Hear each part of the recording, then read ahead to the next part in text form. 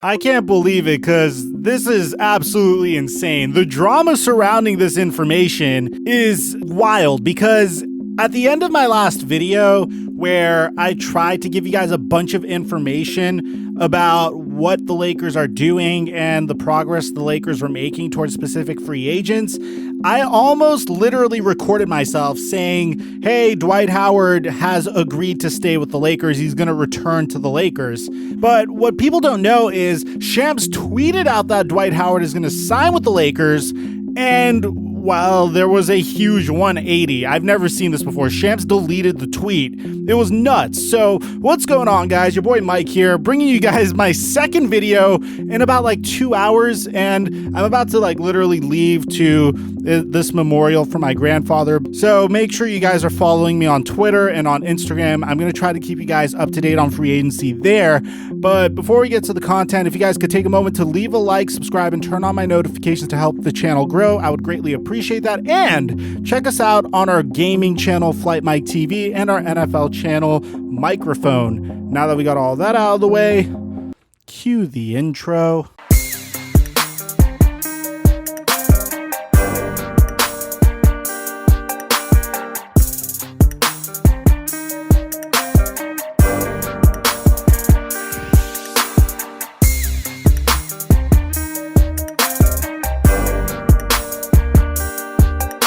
Mic check 1 2 1 2. What's going on, everybody? Guys, I don't want this to turn into a Lakers channel because one of my NFL channel has this reputation of only making content about Antonio Brown.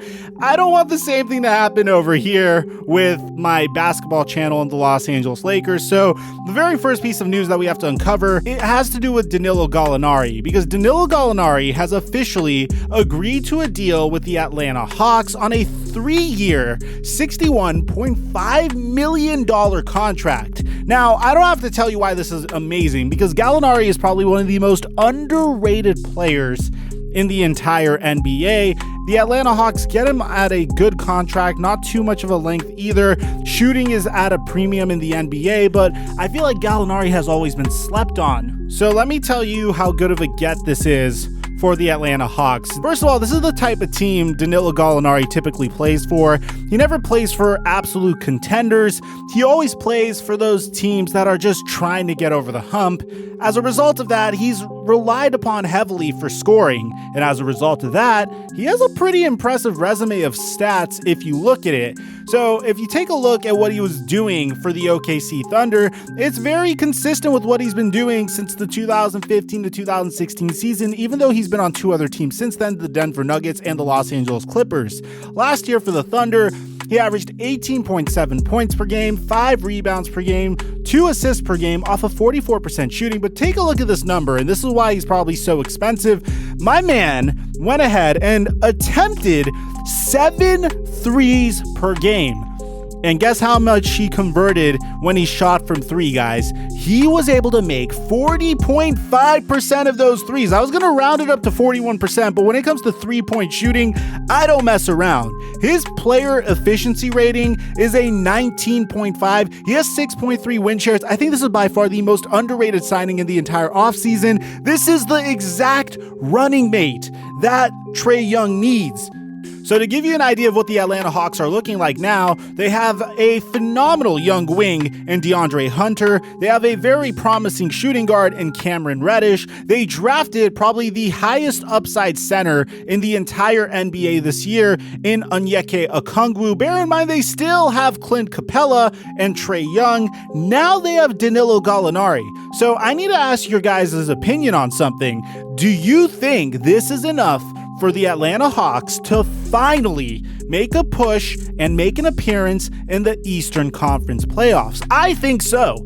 I think that they at the very least are a 5 to an 8 seed. At the very least. Bear in mind, Trae Young has already been carving up the league prior to this season, and he's only going to get better from here, I hope at least. So getting a center like Onyeka Okongwu, I don't know if they're going to play him at power forward either, and getting Danilo Gallinari, who could slide between the power forward position and the small forward position, on top of the depth they already have at the wing position and Cameron Reddish, is a pretty nice formula and a good way to build the Atlanta Hawks, at least going into this season. I give the Atlanta Hawks an A for the offseason, and bear in mind, the NBA season starts in a month. Now, that's not the only piece of information that I have for you guys. I know a bunch of Laker fans clicked on this video thinking, yo, Mike, where the Laker news at? Now, if you went to my last video, towards the end of the video, I almost re-rendered that Wesley Matthews information. By the way, the Lakers signed Wesley Matthews. If you want more information on that, a link to that is going to be at the end screen of this video.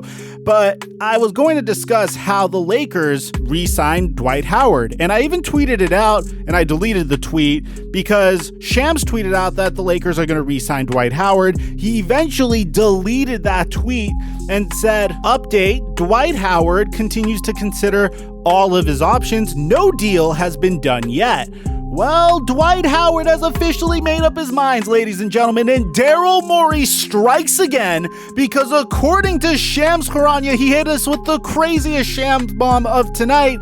Free agent Dwight Howard has agreed to a one-year deal with the Philadelphia 76ers. His agent, Charles Briscoe, tells The Athletic.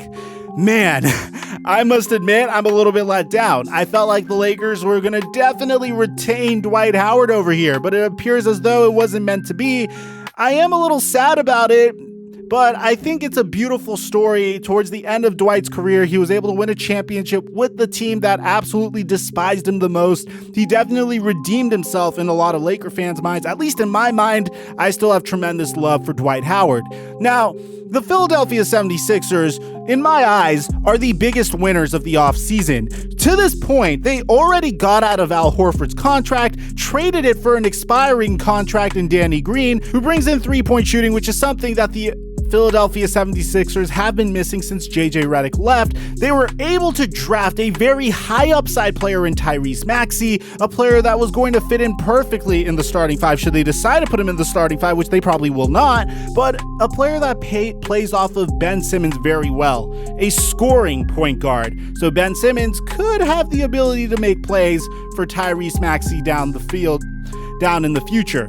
Now, what do you do about the fact that, hey, you lost Al Horford? That Al Horford guy was pretty good at defense. What are you going to do to replace that defense that you were paying way too much money for? Well, you go ahead and you get yourself Dwight Howard, historically one of the best defenders in NBA history. Sure, he's not the same Orlando Magic Dwight Howard that was able to win Defensive Player of the Year awards, but he had a huge role for the Los Angeles Lakers this year.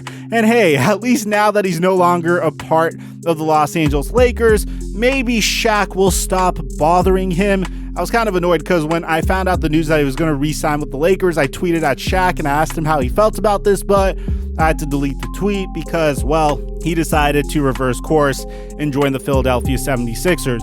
My assumption here is we don't know the information about how much Dwight Howard's getting paid so far, so I'm assuming the reason why he left had to do with financial reasons, but I'm not entirely sure. If you ask me, my personal belief is there's a reason why the Lakers allowed Dwight Howard to walk. Maybe they're even doing a courtesy for him after the contributions they made. Maybe they're going for DeMarcus Cousins, who should be available. That was their number one option, but the Lakers have been linked to Serge Ibaka the entire offseason, so maybe they're telling Dwight, hey, we want to bring you back, but there's a chance that you're not going to have as much of a role this year. You may want to find another team. So let me know in the comment section down below, Laker fans, how do you feel about Dwight Howard leaving? And Sixers fans, how do you feel about Dwight Howard choosing you over the Lakers?